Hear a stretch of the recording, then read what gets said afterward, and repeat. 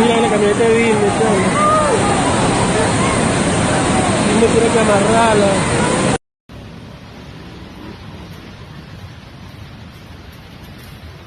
Entrada a Tovar. Esta es la parte de la entrada sur del pueblo, cuando uno viene desde Mérida. Esto es lo que quedó de la entrada.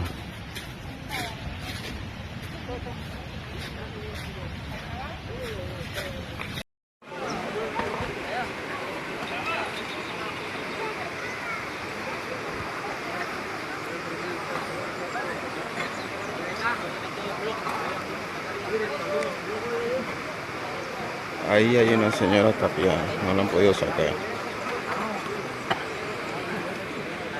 Este árbol, ¿verdad, marico?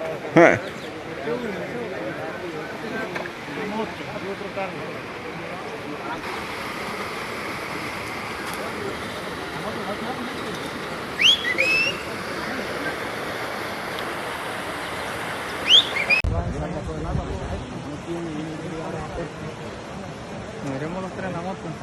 Sí, sí.